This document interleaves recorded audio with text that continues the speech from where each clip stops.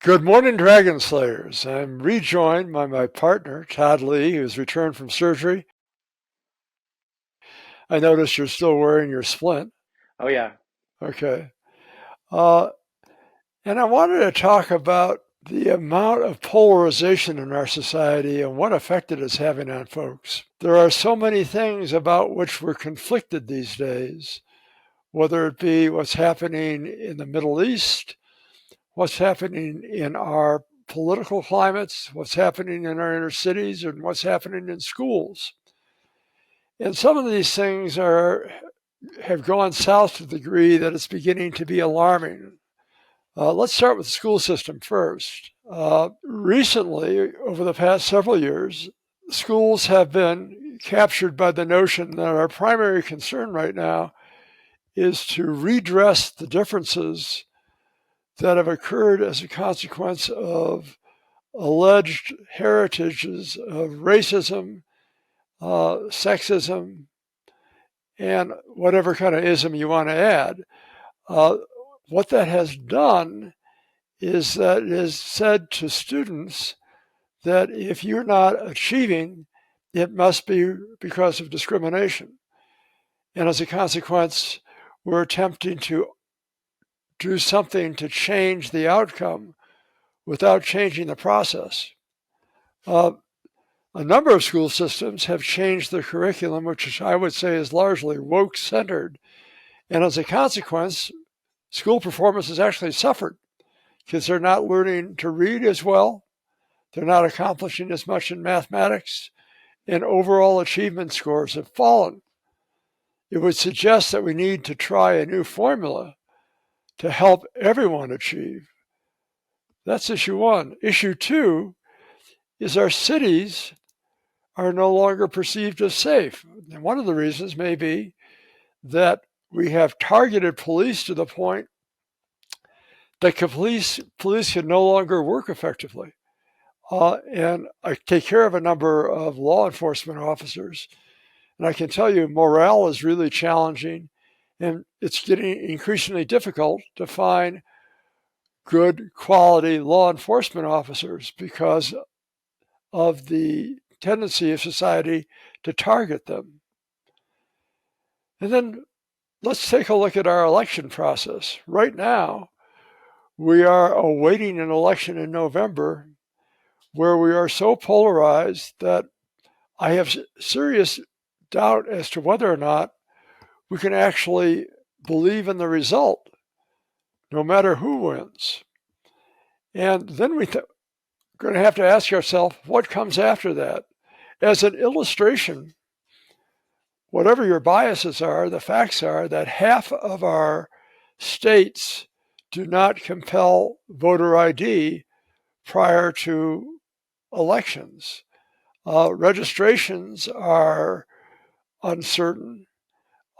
There's a lot of opportunity for mail in ballots, and whatever one's biases are regarding these things, most certainly the lack of secure identification of voters is going to throw the result of any election into question. And most recently, we've witnessed the dysfunction of Congress, which can't seem to get together on almost any issue. And in particular, border security, defense appropriations, and so on. So our country has moved from a cooperative melting pot to a series of conflicts between various diverse islands of interest. That has to change. I think the start of that change is community. That is, to look at our community around us and make certain that we are part of it, we're contributing to it, we reach out to friends and family, and that we sustain dialogue. Because this is going to be a fairly stressful time were we not at that support. Okay, that's my opening gambit. Todd, would you list a comment? Well, first of all, do respect certain, first responders, but I mean, cops need to quit kneeling on people's necks if they want some respect, right? Uh, I get that, but how many cops kneel on people's necks? enough of them to change the world. Well, my feeling is that yes, you don't forgive that kind of behavior, but there are also many cops who are out there doing their job without that abuse. And then if we throw them to the side, what do we have left? No, I agree with that. That's what I was saying. But, the bad apples are giving everybody a really terrible reputation at the moment. So then part of it is to make certain that we don't have bad apples. Right. Which I think in every profession they exist, right? I really feel like, and this is going to probably be met with some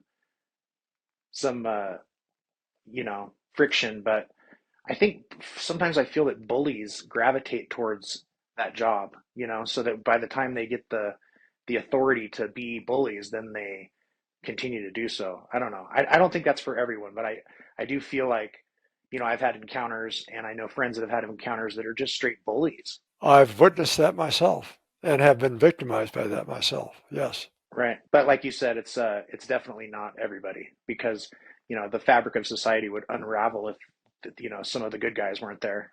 Well, it has in many of our cities right now. Right. Can you imagine, for example, your own enterprise is prospering, but I hope you appreciate, if you're following the news, that many people in the service industry, restaurant industry in particular, are folding their tents because of uncontrolled crime in their communities. Right. They closed the Inglewood Walmart because they just couldn't do it. Right.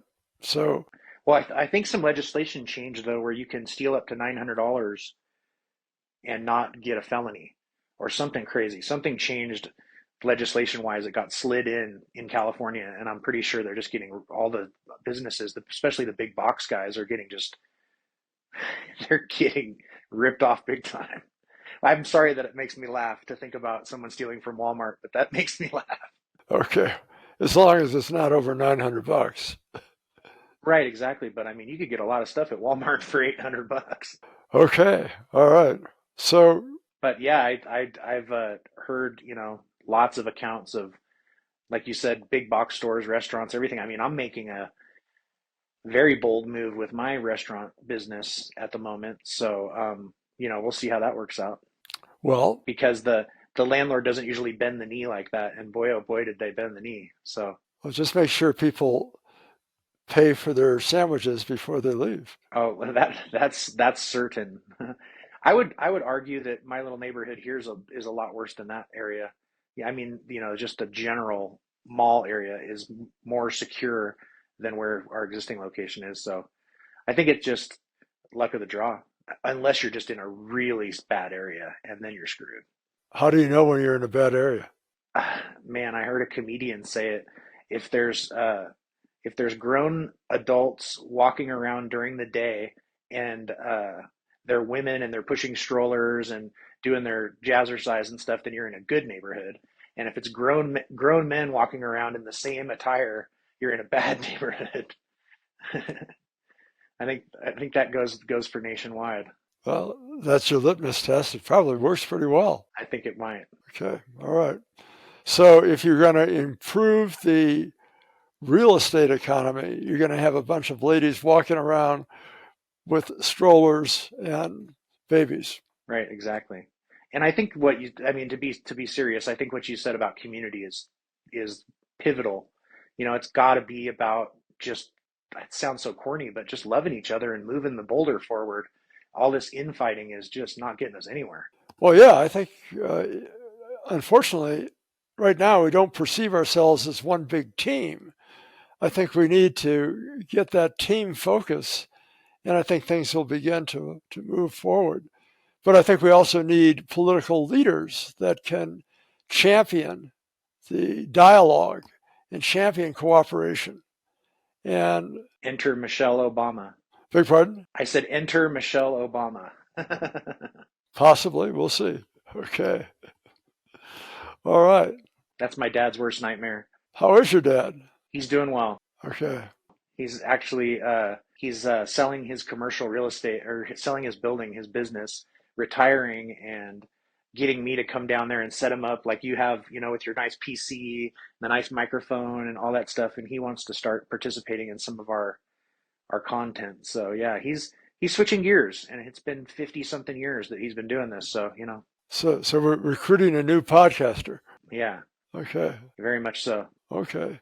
And my understanding is that there's fishing not far from his home. Within 30 seconds of walking, there's fishing, yes. How cool is that? Can you eat the fish? No, they're largemouth bass. They're pretty gross. They're pond fish, but they are fun to fish for. Oh, I see. Okay. But we just catch and release. If you want to eat a fish, you got to go up to the Truckee River and catch some nice trout. Okay, that could be our next visit. All right, fair enough. Right. Good. Uh, well, that's our podcast for today. I guess one other question we would have is, are there health issues we should be talking about? And one in particular that I think people need to pay attention to is their cardiovascular health, to do all they can to keep that heart running, because from your heart comes your circulation, and your circulation really supports all functions. So do things that are heart healthy. Lay off the sweets, lay off aspartame, microwave popcorn, all that bad stuff. Eat fresh fruits and vegetables, lean protein sources, exercise daily, meditate when you can, have friends, give somebody a hug, preferably with their permission. Okay. But yeah, for real, health is wealth. I've been dealing with this shoulder situation, and it has not been fun. And it just was the most freak accident, slip and fall BS that happened. But here I am now. What is it? 6 weeks later, still with a sling, still dealing with pain, and I'm on the road to recovery. I'm going up. I'm trending up. But man, what a speed bump!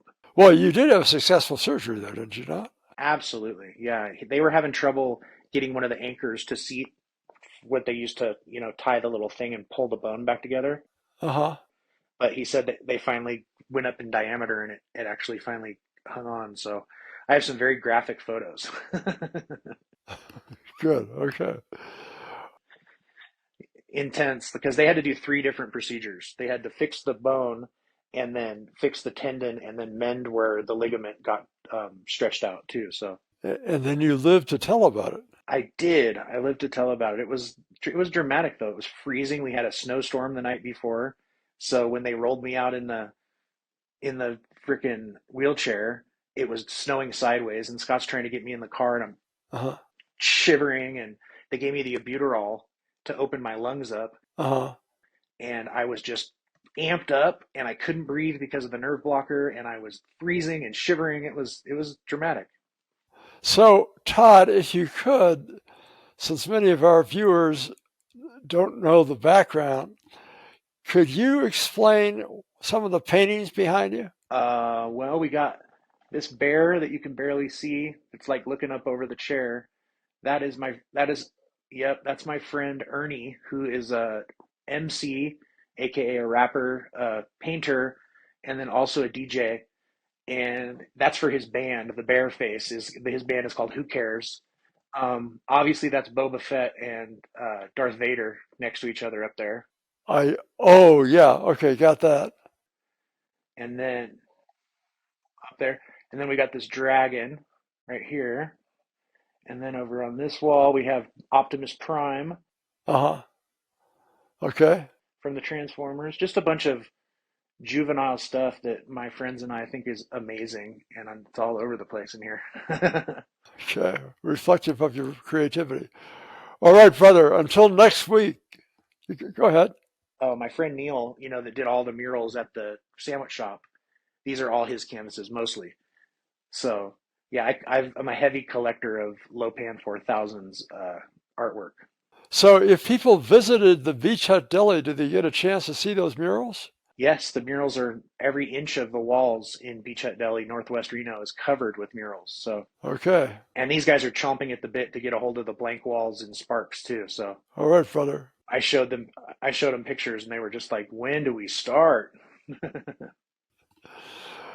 All right. Until next week. Thank you. And for Dragon Slayers, thanks for your loyal following. Be well. All right, everyone. Appreciate you guys. Bye bye.